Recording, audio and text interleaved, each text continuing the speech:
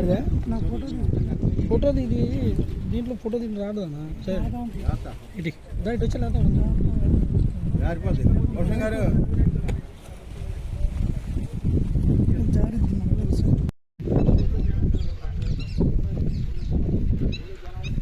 ఉంచండి బాస్ గారు ఉంచండి ఫైన్ కొట్టుకోవాలి మీ వెనకాల రావణ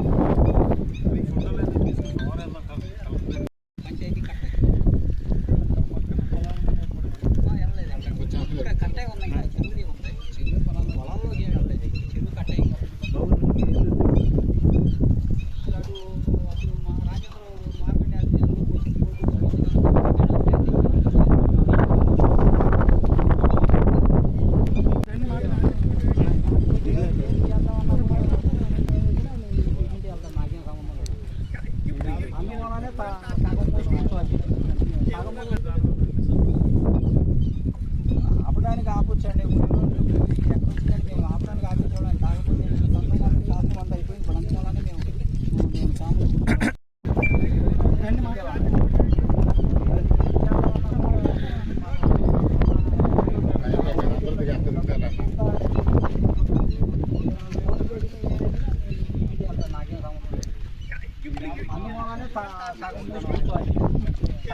అక్కడికే మహేష్ గారికి ఇస్తానే ఉండేవాళ్ళు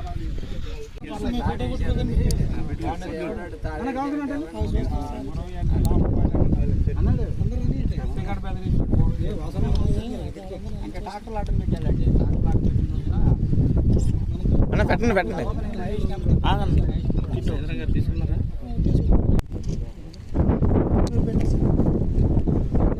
ఈరోజు పమ్మిడిపక్కల మండలం గురజాడ గ్రామంలో ఉన్నాం. గురజాడ గ్రామంలో చూస్తే ఏ విధంగా ఉందో ఒకసారి అందరూ కూడా చూడండి. మరి ఎంత దోచుకుంటారో, ఎంత మట్టి తింటారో, ఎంత ఇసుక తింటారో ఈ అధికార పార్టీ నాయకులకి మాకే అర్థం కావట్లేదు. నిన్న నేను చోరగుడిలో ప్రెస్ మీట్ పెట్టి పర్యావరణ వల్ల పరిరక్షణ చేయాలి, అక్కడ ఇసుకంతా కూడా దొంగతనం చేస్తున్నారంటే ఇక్కడ శాసనసభ్యుడు ఒక వీడియో చేస్తూ ఉన్నాడు. శుద్ధపూసల కైలే అనిల్ కుమార్ చెప్తున్నాడు. కైలే అనిల్ కుమార్ 5 సంవత్సరాలు చేయలేదా, కైలే అనిల్ కుమార్ అట్లా చేయలేదా? కైలే అనిల్ కుమార్ చేస్తే కైలే అనిల్ కుమార్ చేయలేదు, ఒకే ఒక కాంట్రాక్టర్ చేసేవాళ్ళు. అప్పుడు ప్రభుత్వానికి సంవత్సరానికి 750 కోట్ల రూపాయలు ఆదాయం వచ్చేది. ఆ 750 కోట్ల రూపాయలు ఇప్పుడు తెలుగుదేశం పార్టీ నాయకులు జేబుల్లోకి వెళ్తూ ఉంది అని నేను చెబితే నువ్వు ఆ రోజు అట్ట చేయలేదా, ఈరోజు ఇట్ట చేయలేదా? నేను అడిగింది ఏంటంటే సమాధానం, ఇసుక దొంగతనం జరుగుతుందా లేదా, అది నీకు సంబంధం ఉందా లేదా, నీకు సంబంధం, నీకు వాటాలు ఉన్నాయా లేదా, అందులో నీకు వాటాలు ఉంటే లేవని చెప్పు, లేకపోతే ఈ ఇసుక దందా జరగట్లేదని చెప్పు. అట్లాగే ఈ మట్టి ఉంది, దాదాపుగా 3 కోట్ల రూపాయల నుంచి 4 కోట్ల రూపాయలు మట్టి దోచేశారు. నీ ప్రమేయం లేకుండానే ఈ మట్టి 4 కోట్ల రూపాయలు మట్టి దోచేశారా? నీ అనుచరుడు లంకపల్లి సురేష్ నీకు సంబంధం లేకుండానే 4 కోట్లు దోచేశాడా అంటే అప్పుడేమంటాడంటే, ఓ నువ్వు ఆ చెరువులో అట్లా చేయలేదా, ఈ చెరువులో ఇట్లా చేయలేదు. అసలు నువ్వు అవన్నీ కాదు, ఈ 4 కోట్ల చెరువుల్లో నీకు వాటా ఉందా లేదా, నీ వాటా నువ్వు ఇక్కడ తప్పు చేసావా లేదా అది చెప్పు. అదేమనంటే అభివృద్ధి చేశాను, నువ్వు అభివృద్ధి చేయి, నీ అభివృద్ధి సంగతి కూడా చూస్తూ ఉన్నాం. అదేమనంటే ఏదో చెప్తా ఉన్నాడు, ఏదో మర్డర్ కేసులు జరిగినాయి అని. మర్డర్ కేసులు వాళ్ళ కుటుంబాల నేపథ్యంలో మర్డర్ కేసులు జరిగినాయి. నేను కూడా తవ్వితే నువ్వు గెలిచిన రోజు లంకపల్లిలో మీ అనుచరుడు తమ్ముడు, నేను ఇప్పుడు చెప్తున్నాను, మీ అనుచరుడు తమ్ముడే ఆ మర్డర్ చేశాడని చెప్పి ఆ ముసలమ్మను చంపేసిన విషయం ఇప్పుడు కప్పిపుచ్చిన మాట వాస్తవం కాదని చెప్పి నేను అడుగుతా ఉన్నా. నేను ఒకటే మీ ద్వారా ఈ కలెక్టర్ గారికి, ఎస్పీ గారికి తెలియజేసేది, ఈ చెరువు పర్మిషన్స్ అప్పుడు కలెక్టర్ గారు ఒక పెద్ద స్టేట్మెంట్ ఇచ్చారు. ఏమని స్టేట్మెంట్ ఇచ్చారు?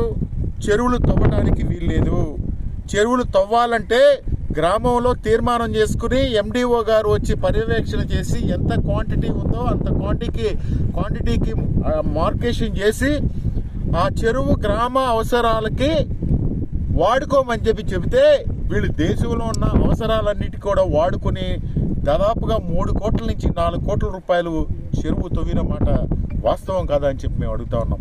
నేను అడుగుతాను కలెక్టర్ గారిని, అయ్యా మీరు ఇచ్చిన ఆర్డర్కి వ్యాలిడిటీ ఉందా లేదా, చెరువులు తవ్వేటప్పుడు మీకు ఇచ్చిన ఇది వ్యాలిడిటీ ఉందా లేదా? అదేమనంటే కోర్టులు అంటే నేను కోర్టుకి వెళ్తానంటే ఇతనికి కోర్టు మీద కూడా నమ్మకం లేదు. కోర్టుకి వెళ్ళడం ఒక డ్రామా అంటే, కోర్టు అంటే డ్రామానా, చట్టం అంటే డ్రామానా మీకు? రేపు కలెక్టర్ గారిని సోమవారం నాడు వెళ్ళి, అయ్యా మీరు ఈ పర్యావరణ పరిరక్షణ చేయగలరా లేదా అని అడుగుతా. నేను మొత్తం రికార్డు అంతా తయారు చేసుకున్నా, తీసుకెళ్ళి నేను కోర్టు న్యాయస్థానాన్ని అడుగుతా. నీకు న్యాయస్థానం అంటే ఈ శాసనసభ్యుడికి ఎటకారం ఏమో కానీ నాకు న్యాయస్థానం అంటే గౌరవం ఉంది. అట్లాగే ఇక్కడ పోలీసులు చిన్న విషయాలు వస్తే తీసుకెళ్ళిపోయి మా కార్యకర్తలు కానీ ఇంకొకరి మీద కేసులు పెట్టేసి రకరకాలుగా వేధిస్తూ ఉంటారు ఇక్కడ పమ్మిడి ముక్కల పోలీసులు. మొన్న ఈ పమ్మిడి ముక్కల ఎస్ఐ గారు ఎవరో మా నాయకుడు వెళ్తే, లోన్ ఏంట్రా, ట్రాక్టర్ ఆపితే లోన్ ఏంట్రా, ట్రాక్టర్ అయితే లోన్ ఏంటి, నీకేమన్నా నీకు కూడా వాటా ఉందా ఈ చెరువులో? నీకు నీ పమ్మిడి ముక్కల సిఐ చిట్టిబాబుకి ఏమన్నా వాటా ఉందా? మరి నువ్వు లోన్ వేయటం ఏంటి? ఆ రూల్ ప్రకారం ఎక్కడికి కూడా వెళ్ళకూడదు, అది నువ్వు పరిరక్షించాల్సింది పోయి లోన్ ఏంట్రా అంటే వేసేస్తారు లోన్. మిమ్మల్ని వేసే రోజు కూడా దగ్గరికి వస్తుంది. ఇట్లన్నిటికి కూడా మీరే బాధ్యత వహించాల్సిన పరిస్థితి వస్తుంది. మిమ్మల్ని వేసే రోజు కూడా దగ్గరికి వచ్చే రోజు ఉంది.